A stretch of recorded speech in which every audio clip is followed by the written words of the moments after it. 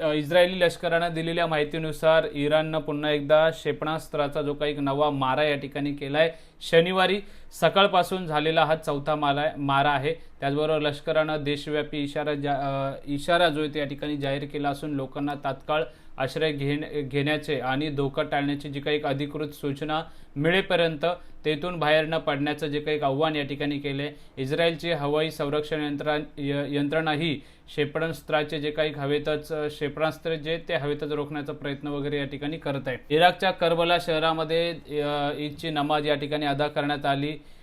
ईद उल फित्रच्या निमित्ताने या ठिकाणी इराकी शहर करबला मध्ये जसं की हजारो सिया मुसलमान जे ते नमाज अदा करण्यासाठी जमले होते। ईदच्या नमाजाचे जे काही नेतृत्व करणारे शेख अहमद अल साफी यांनी अमेरिका आणि इस्रायलने इराण व लेबनॉनवर केलेल्या हल्ल्याचा जे काही निषेध या ठिकाणी केला। त्यांनी या हल्ल्यामुळे बाधित झालेल्यांसाठी आंतरराष्ट्रीय मदतीचं आव्हान या ठिकाणी केलं।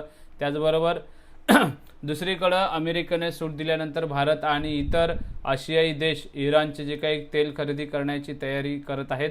त्यामध्ये इराणच्या तेलावरही अमेरिकेचे काही निर्बंध तात्पुरते उठवल्यानंतर भारत आणि इतर आशियाई देशांमधील तेल शुद्धीकरण कंपन्या इराणचं जे काही तेल आहे ते पुन्हा खरेदी करू शकतात आहे। त्याचबरोबर ट्रम्प यांनी सांगितलं की अमेरिकेचे पहिले उद्दिष्ट इराणची क्षेपणास्त्र क्षमता आणि सर्व संबंधित प्रणाली पूर्णपणे कुमकुवत करणे हे आहे। दुसरं उद्दिष्ट आहे की इराणची जी काही संरक्षण उत्पादनं आहे ती पायाभूत संरचना नष्ट करणे आहे। त्याचबरोबर त्यांनी सांगितले की तिसऱ्या उद्दिष्टामध्ये इराणचे नौदल आणि हवाई दल तसेच विमान विरोधी जी काही प्रणाली नष्ट करणे समाविष्ट आहे। चौथे उद्दिष्ट हे आहे की सुनिश्चित करणे आहे की इराण कधीही अणुक्षमता प्राप्त करणार नाही आणि जर त्याने तसं केलं तर अमेरिका जलद आणि जोरदार प्रत्युत्तर देण्याच्या स्थितीत असेल असं डोनाल्ड ट्रम्प म्हणाले। ते फोटो जे ते क्षेपणास्त्र इस्रायलच्या ताब्यातील प्रदेशामध्ये पडलेत। इराणमध्ये निवासी इमारतीवर या ठिकाणी हल्ला झालाय आणि बचाव कार्य सुरू आहे। राजधानी तेहरानमध्ये नुकत्याच झालेल्या हवाई हल्ल्यानंतर इराणच्या रेड क्रेसेंट सोसायटीनं शोध आणि बचाव कार्य सुरू केले। सरकारी इंग्रजी वाहिनी प्रेसनुसार जसं की या हल्ल्यात एक निवासी इमारतीला लक्ष्य करण्यात आलं होतं, मात्र जीवितहानी किंवा नुकसानीचा तपशील अद्यापही या ठिकाणी जाहीर केलेला नाहीये।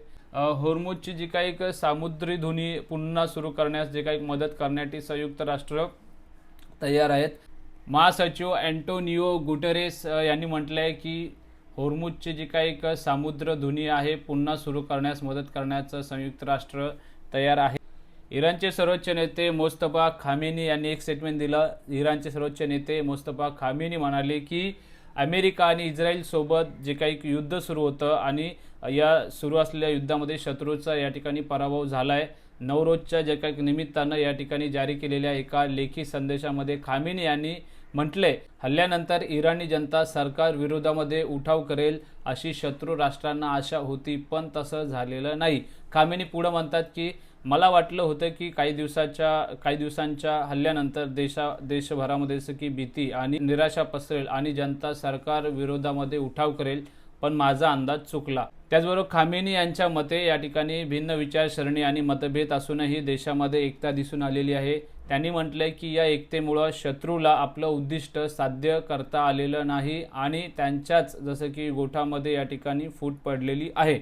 एकीकडे सर्वजण सांगतात की हे युद्ध थांबवावं, हे युद्ध जास्त चालू राहिलं तर इतर देशांना जे काही नुकसान वगैरे होईल, पण मात्र ट्रम्पचं असं स्टेटमेंट आहे की ते म्हणतात की इराणसोबत जे ते युद्धविराम नको। अमेरिकेचे राष्ट्राध्यक्ष ट्रम्प यांनी इराणसोबतच्या युद्धात जसे की कोणत्याही प्रकारचा युद्धविराम नको असल्याचं जे काही स्पष्ट या ठिकाणी सांगितलंय। माध्यमांशी बोलताना ट्रम्प म्हणाले की जेव्हा तुम्ही दुसऱ्या बाजूला पूर्णपणे उद्ध्वस्त करत असता तेव्हा युद्धविराम होत नाही।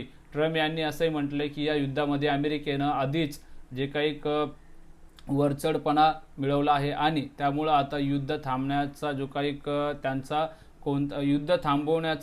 त्यांचा कोणताही हेतू नाही।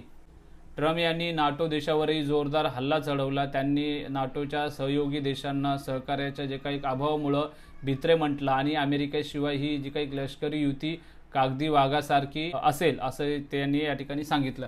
वृत्तानुसार ट्रम्प यांना इराण विरोधातील सुरू असलेल्या मोहिमेमध्ये विशेषतः होर्मुझची जी काही समुद्र धुनी आहे ती उघडण्यासाठी नाटो देशांकडून या ठिकाणी पाठिंबा हवा होता, परंतु अनेक देशांनी थेट सहभागी होण्यास नकार दिला. या वक्तव्यामुळं जसं की अमेरिका आणि त्यांच्या सहयोगी देशांमधील जे काही तणाव या ठिकाणी वाढलेला पाहायला मिळतोय. एकंदरीतच हे युद्ध कशा प्रकारे थांबेल किंवा हे कधी थांबेल आणि आंतरराष्ट्रीय लेवलला सगळ्या ज्या काही गोष्टी आहेत त्या सुरळीतरित्या कशा या ठिकाणी होतील आणि हे युद्ध कधी थांबेल या सगळ्या गोष्टीकडं संपूर्ण जगाचं लक्ष आहे. एकंदरीत मित्रांनो, या सगळ्या गोष्टीबद्दल तुमचं काय मत आहे? कारण की या सगळ्या युद्धांमुळं कुठे ना कुठेतरी आपला देश असेल किंवा इतर देशातनं जे काही व्यवहार होतात या सगळ्या गोष्टीवरती आपला परिणाम होतोय.